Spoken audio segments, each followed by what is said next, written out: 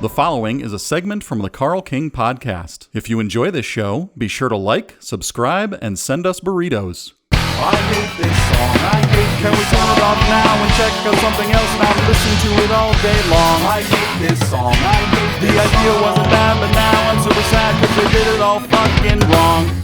Up next we have Karma Police from Radiohead, submitted by Dale Turner's distant relative, Ruth Turner. I'm surprised all of the Turners didn't show up here today.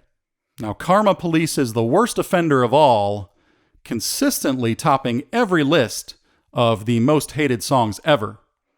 And for that, I think someone needs to call the music police. Radiohead played this version of the song at about 74 BPM, which we know is the worst of all tempos. No wonder it was so popular in Iceland. Remember what I said earlier about vocalists who emote in a way that their audience can't identify with? Well, this song doesn't even do that. The singer, whoever he is, sings without any hint of emotion. He's basically a robot. But digging into the music theory, it's no wonder people can't stand this song. Karma Police is in a simplistic 4/4 time signature, and even worse, it has a simply incorrect chord progression. Now, when they were writing this song, the Radioheads clearly couldn't make up their minds, because they started in A Dorian, which is a good choice of mode, with A minor, D, E minor, and G. So those chords would be the minor 1, the major 4, the minor 5, and the major VII chord. But get this, for no reason, they threw in an F major chord, which does not work. And anyone who has taken music theory level 1 knows you can't do that, because that would be a flat VI chord, which is a big no-no. And he should get an F for it, because it was an F chord.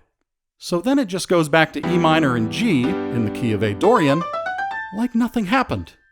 Are we supposed to just forget about that F major chord?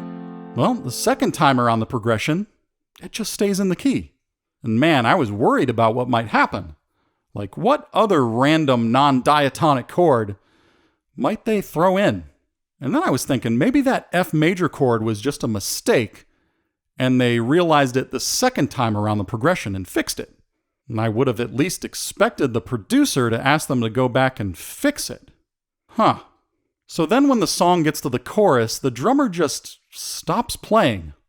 And of course, all of the energy drops out, which is a really bad idea, because everyone knows you don't want to do that in the chorus. That's supposed to be the part everyone sings along to, which is why it's called the chorus. And if everyone sang along to it, it would just drown out the band. So they got the dynamics of songwriting exactly backwards. By the way, the chords during this failed chorus are C, D, G, which is okay, so far so good. That's the key of G major. It's a good choice of key, playing a 4, 5, 1. And it's a key that's at least remotely related to A Dorian. But then they add in an F sharp 7, which would be a VII 7 chord. Okay, what are they thinking there? The good news is the drummer comes back again later.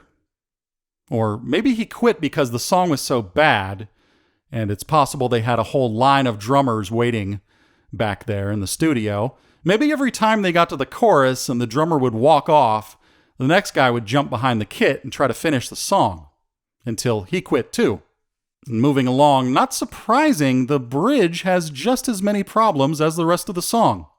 It uses the chords B minor, D, and G.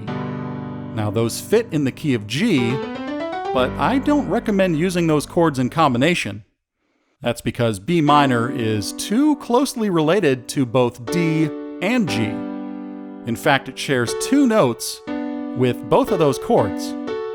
So you don't get enough contrast in the chord progression. It needs a chord that doesn't share notes with the others. So they tried, but they only made it worse.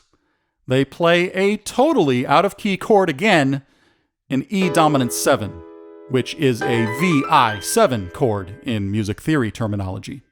And as we know, that chord should only appear in the key of A.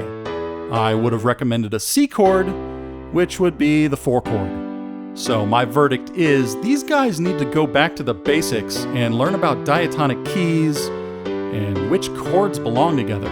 Whoever produced this song, I doubt Radiohead or their label ever worked with him again. So as you can see, this song is full of wrong chords, and that's probably why it crashed and burned. And I would like to say thank you to Ruth Turner for hating this song. If you enjoyed this segment from the Carl King podcast, remember, you can also listen on Apple Podcasts, Spotify, or through an old rubber hose.